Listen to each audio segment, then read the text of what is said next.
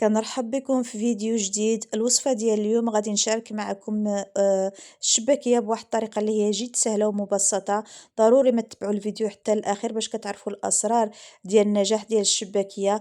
كتجي لنا هشيشة معلكة شاربة العسل من داخل مجعبة، واحد الشباكية اللي هي اكثر من رائعة. غادي ندوزو المقادير والطريقة ديال التحضير. هنايا انا البنات غادي نحضر اليوم 2 الكيلو، وغادي نخلي لكم في صندوق الوصف بالنسبه اللي بغى يحضر غير كيلو، حيت انا عندي هنا واحد الكوموند وكندير هنايا 2 الكيلو. طبعا الدقيق ديالي اللي كنغربلو، الدقيق كيكون مغربل كيكون نقي، ولكن انا من عادتي كيف ما قلت لكم في الوصفه ديال السفوف انايا كنغربل الدقيق ديالي.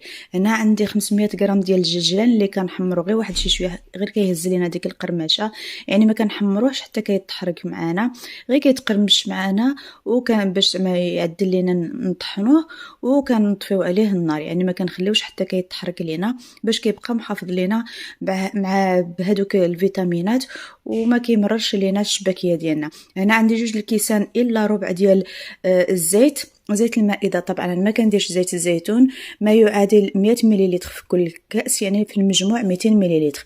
عندي نفس الكميه ديال الزبده مذابه، زبده طبعا حيوانيه ومن جودة أو نوعية هي اللي كتكون جيدة. كندوبها كذلك وكنصفيها من داك الماء، ولا كديروها بوغنوازيت. كذلك 2 الكيسان قل ربع ما يعادل 200 مليلتر. عندي الكاس قل ربع ولا نقص شي شوية ديال الخل. هنا استعملت الخل الأبيض، تقدروا تستعملوا الخل الآخر. كندير 2 المعالق ممسوحين ديال القرفة. كندير 4 المعالق ديال النافع عامرين، و4 المعالق ديال حبة حلاوة. أنا كنبغي النكهة ديال حبة حلاوة والقرفه في الشباكيه ديالي. 2 صفار البيض. عندي هنا شويه المسكه الحره اللي كندقها مع واحد شويه ديال الملح، غير واحد 2 ولا 3 ديال الحبات. عندي ملعقه صغيره ديال هادوك الصغارين بزاف باش كنخلطوا القهوه ديال خميره ديال الخبز، وملعقه صغيره عامره بزاف ديال خميره الحلوى. وهنا عندي 4 ديال المكعبات ديال الزعفران، الا كان عندكم زعفران الحر تستعملوه.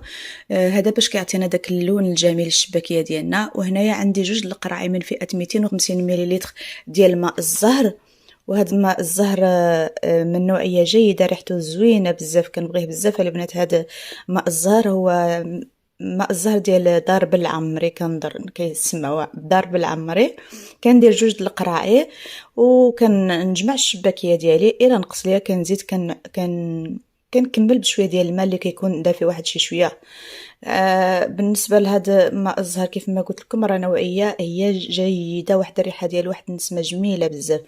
اول حاجه كنبدا بها انا الجلجلان ديالي البنات كنديرو في واحد الاشواق ولا واحد الطحانه، وكنفرغ مع هذوك 2 الكيسان ديال الزيت، وكنطحنو مزيان مزيان حتى كيتنيل لينا، يعني كيولينا على شكل سائل كيف ما كتشاهدوا. وضروري ما كندوزو في واحد الصفايه، كنصفيه باش كنحيد منه داك القشور، حيت داك القشور غادي يضيع علينا العجينه ديالنا، وغادي تبقى الشباكيه ديالنا كتقطع معنا. هنا كنجي للدقيق، كندير واحد الحفره هكذا في الوسط، كنحط النواشف في الاول، حبه حلاوه والنافع والقرفه وهذيك الخماره ديال الحلوى والخماره ديال الخبز. ضروري ما كديروا شويه الخماره ديال الخبز، هذه كيعطينا واحد الهشاشه للشباكيه ديالنا. وكندير طبعا ديك المسكه وديك القبيصه ديال الملح. المسكه الحره ما تكثروش البنات باش ما تقصحش لكم الشباكيه، كديروا غير واحد 3 ديال الحبات صغارين. وهنا كنجي كنجمع، يعني كنخلط، كنمزج داك الدقيق مع هذوك النواشف مزيان مزيان حتى كيتلبس لينا الدقيق ديالنا بالكامل بدوك النواشف. وهنا كنجي كنزيد السوائل، كنزيد الزيت عفوا الزيت كنت طحنتها مع الجلجلان، كنزيد الزبده وكنزيد داك الجلجلان اللي كنت طحنته مع الزيت، وكنزيد هذوك 2 الصفار ديال البيض، وكنبقى كنبسس في الدقيق ديالي بحال اللي كنبسس فيه، يعني كنمزجو مزيان مزيان مع هاد المواد اللي ضفنا ليه. ضروري ما كنقوموا بهذه العمليه. هنا ضروري انا كنستعمل دائما اليدين ديالي، وكنبقاو كنحاولوا باش كندوبوا في دوك الكويرات باش كيتلبس لينا الدقيق ديالنا بالكامل.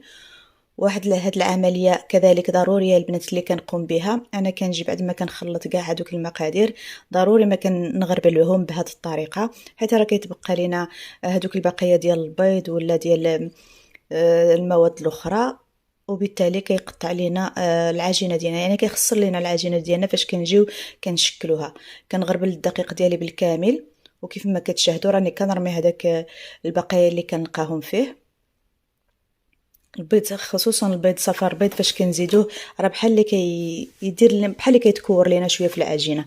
هنا كنجي بعد ما غربلت الدقيق ديالي بالكامل كنجي كنهز واحد الطنجره صغيره ولا واحد الكاسرونه كنفرغ فيها دوك جوج القراعي ديال الماء الزهر وكنحط فيها هذاك الكاس ديال الخل وكندير هذوك الضمات ديال الزعفران وكنخليهم كيسخنوا. ضروري ما كنسخنوهم يعني كيبقاو كيحرقوني شويه في يديا. وكنجي كنبقى كنفرغ شويه بشويه على الدقيق ديالي وانايا كنجمع ما كنفرغش مره واحده باش ما كتجراش معنا العجينه ديالنا. كنفرغ وانايا كنراقب القوام ديال العجينه.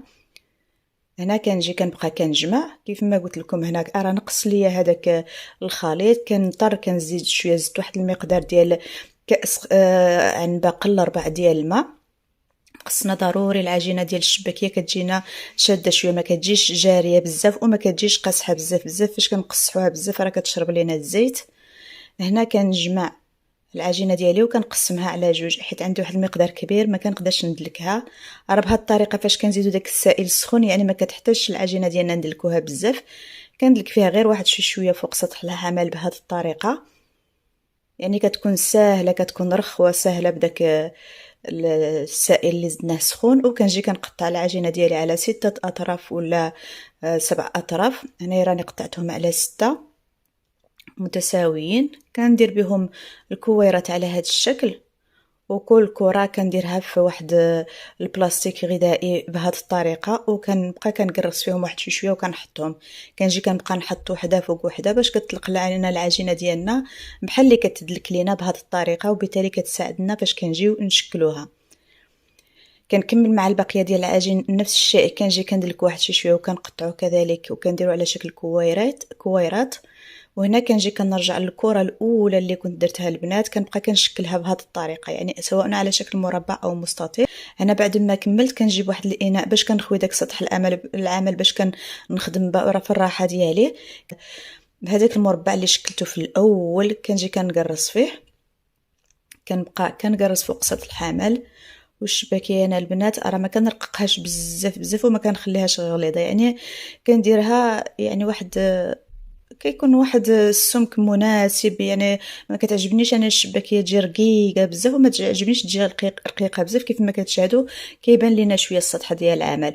وانا هاد المره البنات غادي نسي نخدم يعني بهاد الجراره. راه جربتها البنات صراحه راه كتسهل لينا الخدمه يعني كتنقص لينا بزاف في الخدمه يعني كتختصر لينا الوقت وما كتبقاش لينا العجينه يعني هذوك الزوائد ما كيتبقاوش لينا بزاف وبالتالي راه كنسربيو الخدمه دغيا. خصكم غير تعرفوا كيفاش تخدموا عليها. كتبقاو تضغطوا عليها بزاف مزيان عفوا باش كتقطع لكم. وكنجي كنهزو هذوك القطع كنجمعهم كاملين بهذا الشكل باش كنسهل العمل. كنظف هذاك سطح العمل وكنبقى كنشكل في الشباكيه ديالي.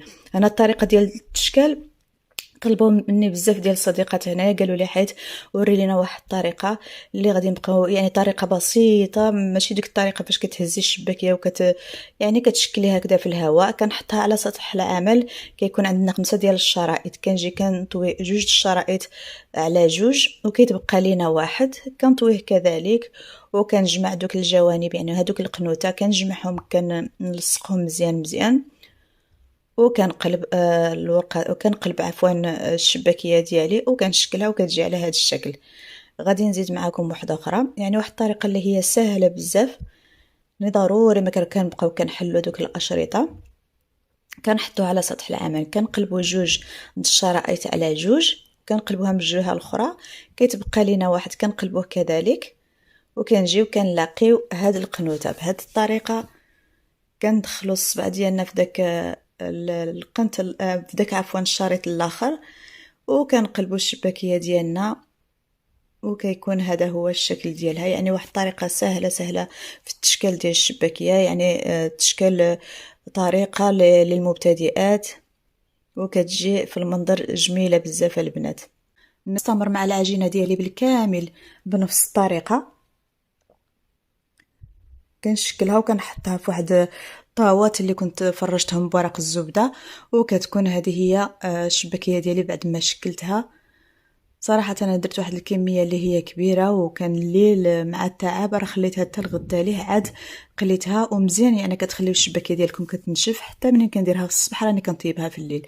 هذا راه هنايا غادي نجي باش غادي نقلي الشباكية ديالي، كنهز واحد المقلاة اللي تكون كبيرة واحد شي شويه، وكنحط فيها واحد الكمية وفيرة ديال الزيت. هنايا انا كندير يترو ديال الزيت، ضروري ما كنكثروا في الزيت باش الشباكيه ديالنا كطيب لينا بالتساوي، ما كتحركش لينا من جهه وكتبقى خضره من الجهه الاخرى. وانايا بالنسبه للعسل كنجي كنقسم العسل ديالي على جوج. علاش البنات؟ حيت فاش كنحيد هذيك القليه الاولى كنحطها في العسل، الزيت كتكون سخونه، يعني القليه الثانيه عفوا دغيا كتوجد معنا، يعني دغيا كطيب معنا. وبالتالي كنضطروا باش كنحيدوها وكنخليو ديك القليه الاولى كتشرب العسل في خاطرها باش كتجي لينا الشباكيه ديالنا مشربه العسل. وهنا كنوجد واحد الشبكه باش غادي نستقطر ديك الشباكيه، وعندي واحد شويه ديال الججلان اللي غادي نبقى نزين بها الشباكيه ديالي فاش غادي نبقى نخرجها من العسل. هنا كنخليو الزيت ديالنا كيسخن معنا، ما كنخليوهاش حتى كتحرك الزيت، وكنجيو كنختبروها بواحد القطعه ديال العجين. هنا كيف ما كتشاهدوا الزيت ديالي راه سخن. غادي نبدا باش غادي نطيب العجينه ديالنا. كنحيد هذيك القطعه ديال العجين باش ما تحركش لينا في الزيت، وهنا كنجي كنحط الشباكيه باش كنقليها.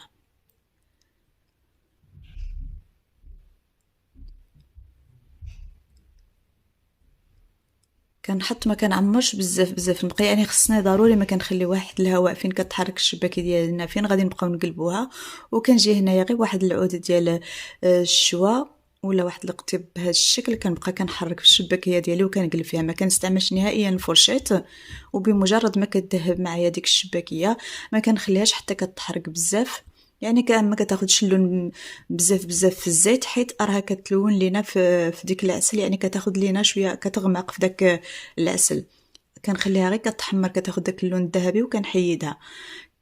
كنحطها في داك العسل كنخليها كتشرب، وكنزيد هنايا كنطيب كندير واحد المقلاة اخرى نفس الشيء غير بهذاك العويد ديال الشوا، كنبقى كنحرك فيها باستمرار كنقلبها فاش كتحمر لينا من الجهه التحتانيه.